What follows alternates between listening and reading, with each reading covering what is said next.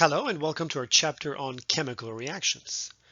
In this chapter, you'll learn about different types of chemical reactions, but also their feasibility, the thermodynamic aspect of chemical reactions, whether they will happen or not. You will also learn about how fast they will happen, kinetics, and we're going to see different types of chemical reactions, including oxidation and reduction reactions, and several organic reactions. Let's start by talking about the energy aspect of chemical reactions. During a chemical and actually a physical change, there are two observable energy changes. One is enthalpy, the other one is entropy. Enthalpy changes are observed as heat exchange with the surroundings.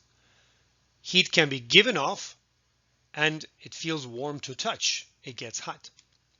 Heat can be absorbed and it gets cold to touch. Entropy is not energy, but it's how spread energy is. For example, a hot cup of coffee has energy concentrated in the coffee, but as it cools down in a room, energy is spreading out. Enthalpy and entropy together determine whether a reaction will happen or not. Let's start by the discussion of enthalpy, which is also known as the heat of reaction. Heat of reaction is the heat exchange during a chemical reaction. It's either given off or absorbed. An exothermic reaction is one that gives off heat. For example, the combustion of natural gas produces heat. This is an exothermic reaction. Heat is going out. The opposite of an exothermic reaction is an endothermic reaction. It's one that absorbs heat. Energy, heat, is going into the system. For example, the dissolution of ammonium nitrate requires heat as an input.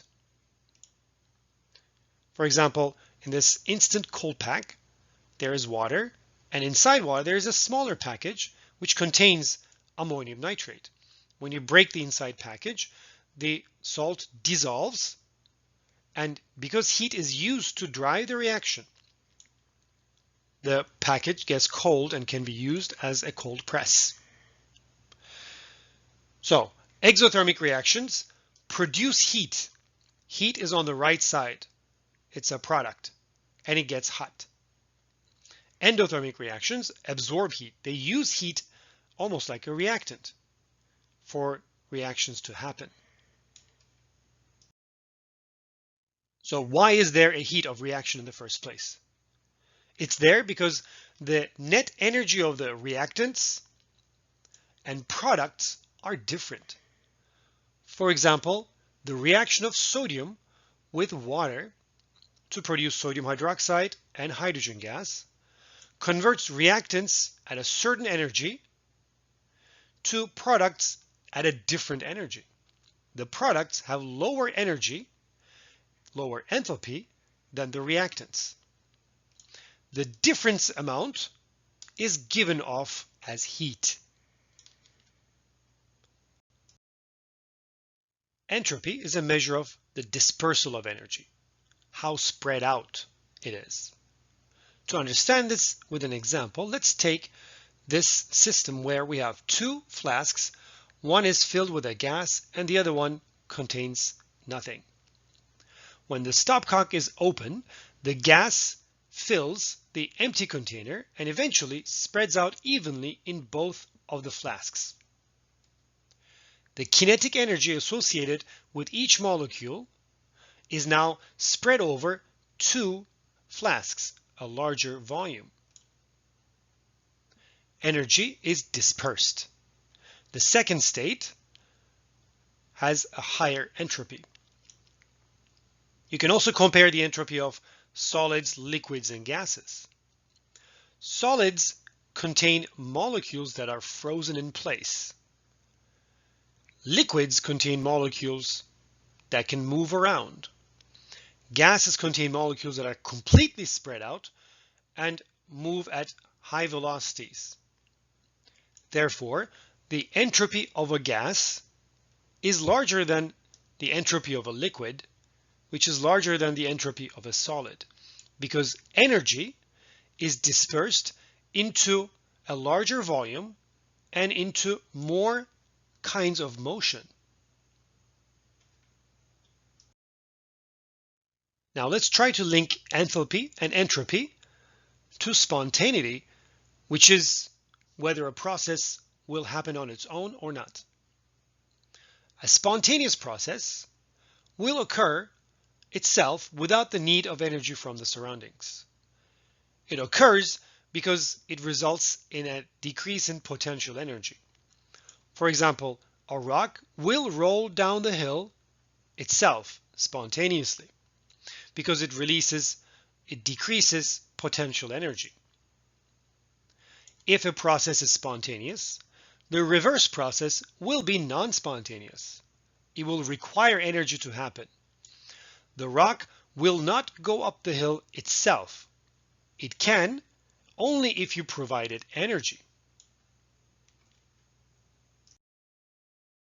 The spontaneity of a process is determined by the sum of its enthalpy change and entropy change.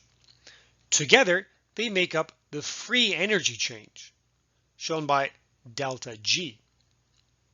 As always, delta means final minus the initial free energy, or products minus the reactants. The difference of energy between the products and reactants is the energy available to do work. That's why it is called free energy. Reactions with a negative delta G, negative free energy change, are spontaneous. We call these processes exergonic. They give off energy. They go from a high energy state to a low energy state. Oppositely, reactions with a positive delta G are non-spontaneous. These are termed endergonic. These require energy from outside to happen because they start at a lower energy state and they end up at a higher energy state.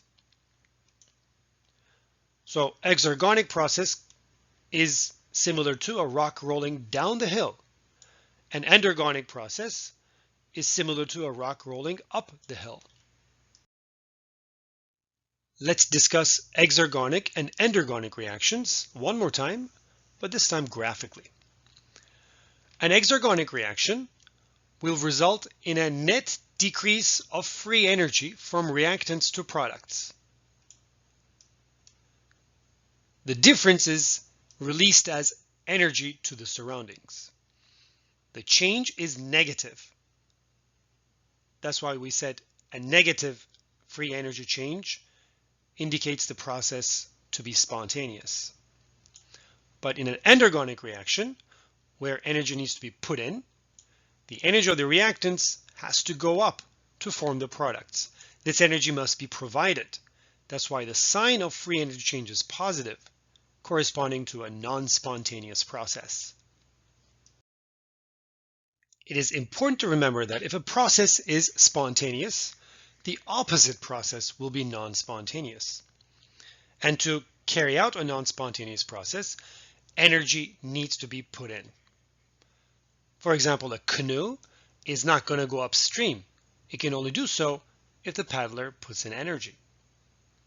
Or a car will rust, but a rusty car will not go back to a shiny, newly painted car. Let's note something else. Delta G, the free energy change, predicts spontaneity. It tells us whether a process will happen or not, but it does not imply the rate of the reaction. It does not tell us how fast it will happen. It can take a couple seconds or billions of years, as in the case of diamonds converting to graphite. The conversion is spontaneous, but very, very, very slow. So spontaneity and reaction rates, the speed of reactions, are not related. Spontaneous reactions is the driving force, the energy source for the non-spontaneous reactions in biological system. When glucose is consumed by an organism and is converted to carbon dioxide and water, free energy is decreasing, so some energy is released. That energy is used to convert ADP to ATP. ATP is the energy storage molecule of biological systems, and then it is used to convert back to ADP, in the process releasing energy to carry out, to drive a non-spontaneous reaction to form proteins from amino acids.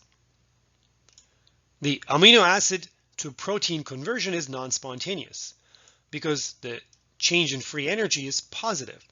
Therefore, it requires energy input from outside. That energy comes from ATP to ADP conversion.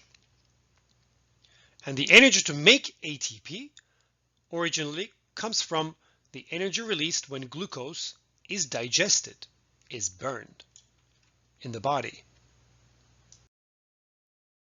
The energy to drive biological functions comes from the foods that we eat.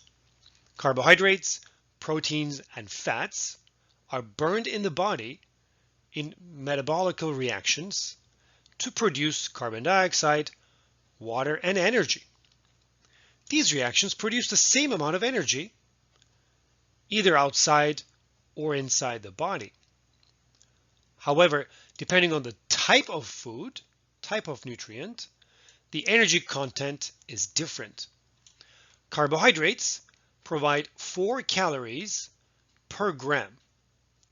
Proteins provide also 4 calories per gram. On the other hand, fats produce the most amount of energy per gram, 9 calories. The fat is a more efficient way to store energy. This is why mammals store energy in the form of fat.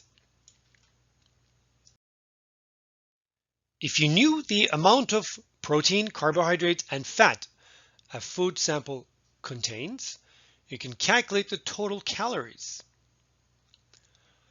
If a meal contains 14 grams of protein, 27 grams of carbohydrates, and 20 grams of fat, multiplying each quantity by the unit energy amount will give us the energy from each food group. And then when you add them up, it will give you the total amount of calories.